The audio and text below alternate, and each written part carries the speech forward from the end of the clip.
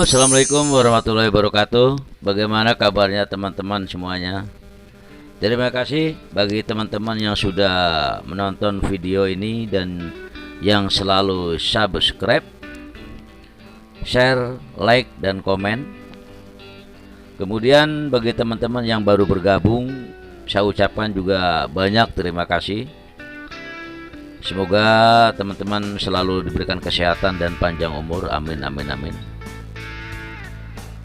Baik teman-teman semuanya, saya akan menceritakan sebuah kisah mitos atau dari mulut ke mulut di dua kota gaib penculikan atau orang-orang yang hilang ditarik oleh magnet dari makhluk astral yang ada di kota Saranjana, Kalimantan Selatan, dan Ventira di Sulawesi Tengah. Nah, sebelum kita menginjak kepada cerita, perlu kita ketahui bahwa kenapa kok terjadi penculikan atau orang hilang. Seperti banyak sekali kan di tetangga-tetangga kita atau teman-teman kita yang sering menceritakan yang dibawa oleh kuntilanak, wewe gombel, segala macam. Nah, sebetulnya jin adalah hidupnya berdampingan, alamnya sama dengan kayak kita ini, berdampingan. Dia alamnya alam yang tidak kasat mata, namun mereka juga aktivitasnya sama dengan kayak kita. Mereka juga bekerja, mereka juga makan, minum, menikah, dan punya keturunan, ya. Namun mereka bisa melihat kegiatan kita, aktivitas kita, sementara kita tidak bisa melihat kegiatan daripada makhluk astral tersebut. Seperti dijelaskan oleh Allah dalam suratnya, yaitu di dalam Al-A'raf, surat Al-A'raf ayat 27. A'udzubillahi minasyaitonirrajim. Innahu yarakum huwa qabiluhu min haitsu la tarawnahu. Jadi sesungguhnya mereka itu dengan pengikutnya, teman-temannya melihat kamu di suatu tempat, namun kamu tidak bisa melihat mereka. Seperti itu. Dan dijelaskan juga oleh para sahabat, riwayat alim ulama juga disebutkan dalam hadisnya riwayat At-Tabrani, bahwa jin atau makhluk astral ini dikelompokkan beberapa kelompok. Di sini ada 3, yaitu adalah jin yang bisa terbang di udara, jin yang berbentuk ular dan anjing, jin yang lepas dan berjalan. Nah, itu mereka aktivitasnya juga sama, cuman dengan beda sosialnya mungkinnya kalau bahasa kita itu. Jadi mereka juga bisa memanifestasikan kayak demit, kayak ular, segala macam itu ya. Itu adalah makhluk astral atau jin. Baik, di sini saya akan menceritakan orang hilang atau orang yang diculik di dua kota gaib ini. Yaitu ada kejadian diceritakan dari mulut ke mulut. Ini sebuah mitos, percaya atau tidaknya wallahu alam, kita harus mempercayainya dengan hal-hal yang goib, ya. Jadi ada sebuah cerita di situ, bapak yang biasa adzan di suatu musholah di kampungnya. Biasa berangkat dia subuh itu dari rumahnya ke musholah muadzan, dia sebagai muadzin. Dan dia begitu berjalan dari rumahnya mungkin beberapa ratus meter ke musholah, dia ditampakkan suatu makhluk yang menyeramkan, yang berbulu dan bertaring tinggi besar. Namun dia pura-pura tidak melihat dan tidak menggubris, dia lanjut aja ke musholah. Lama-kelamaan dia secara melirik, makhluk tersebut mendekati.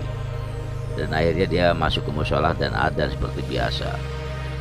Nah, kejadian seperti itu adalah dilakukan selama 3 hari. Ditemui oleh makhluk gaib tersebut. Nah, hari keempatnya kedatangan juga ditampakkan adalah dari makhluk astral yang berjubah, berjenggot berjubah putih berbarengan dengan makhluk yang bertaring tadi. Namun makhluk yang bertaring seram tadi sudah menyingkir, dia merasa ketakutan. Dia menemui Bapak Muadzin tadi, ya kita sebut namanya Pak Patur lah biar enak ya. Nah, Pak Patur ini ditemui oleh makhluk yang berjubah. Kemudian dia juga ditanya dan berkenalan, assalamualaikum segala macam, ya mungkin itu jin Islam ya. Dan Pak Patur diberikan sebuah bungkusan, dibawa pulang ke rumahnya. Dan keesokan harinya Pak Patur seperti biasanya aktivitas adzan sholat subuh juga di musola, dan ditemui lagi oleh yang berjubah. Dan konon ceritanya Pak Patur langsung dibawa ke alam astral, ke alam jin oleh yang berjubah. Nah, singkat cerita Pak Patur sudah ada di alam sana, dan dia hanya disuruh azan di masjid yang ada di kota Saranjana. Dia lihat penampakannya adalah kotanya megah, super megah dan modern, gedung-gedungnya bertingkat segala macam. Kemudian yang berjubah tadi adalah seorang utusan dari suatu kerajaan, disuruh mengambil tukang azan yang ada di alam manusia, suruh azan di masjidnya alam Saranjana, di kota Saranjana gitu. Jadi masjidnya itu adalah megah sekali ceritanya, dan berlapiskan atau bertahtakan emas seperti itu. Dan akhirnya singkat cerita Pak Patur dipulangkan oleh yang berjubah dengan keadaan selamat walafiat, sehat semuanya. Dan sontak keluarganya merasa kaget karena pada waktu itu dia merasa kehilangan suaminya, nggak pulang selama 1 minggu, dan hampir sempat mau ditahlilkan, dicari-cari pada waktu Pak Patur yang ada di dalam makhluk astral itu di alam gaib. Ternyata dia sudah pulang, dan ya biasa ketemu di situ ceritanya. Dan kemudian ada juga dikisahkan orang yang sedang tidur di masjid ya. Dia tidur di masjid dengan pulas, kemudian didatangi oleh makhluk juga. Dia ditarik dan dibawa ke alamnya, ke alam jin. Dan dia masuk ke dalam suatu rumah, di situ ada suatu keluarga, dan disuguhi sebuah minuman dan makanan. Namun orang tersebut tidak mau minum dan makan, dan dia curiga, dia melihat ada suguhan kopi. Kemudian oleh tamunya ini dicoba, ternyata kopinya adalah membeku dan ditumpahkan, tidak jatuh. Dan dia bertanya kepada tuan rumah, kenapa yang bisa terjadi seperti ini? Tuan rumahnya bercerita bahwa kopi ini adalah dari alamnya manusia, dari alam kalian. Saya mengambil adalah dari ampasnya atau intisarinya. Saya bertempat tinggal di atas atap-atapnya orang-orang muslim. Jadi orang-orang muslim yang membuang makanan-makanan yang masih bersih itu, oleh dia saripatinya diambil. Dan sedangkan makanan-makanan yang dibuang ke tempat sampah itu adalah diambil oleh jin-jin kafir. Seperti itu. Makanya kita hati-hati kalau membuang makanan, sisihkan di tempat yang bersih atau gimana. Jadi jangan sampai dibuang ke tempat sampah. Itu makanin jin kafir. Nah, kemudian ada juga di kota Ventira. Di situ ada seorang mahasiswi. Ya. Dia mahasiswi dari STIE Palu. Konon ceritanya dia hilang, jejaknya tidak ditemukan. Ternyata dia sudah mau menikah dengan makhluk astral laki-laki yang ada di Ventira. Nah, namanya adalah Linvita Puspita. Dia sempat pamitan kepada kedua orang tuanya bahwa dia akan menikah, dan tolong selalu ditahlilkan karena konon katanya tidak akan bisa kembali lagi ke alam manusia, karena mungkin dia udah merasa kesem-kesem, merasa cinta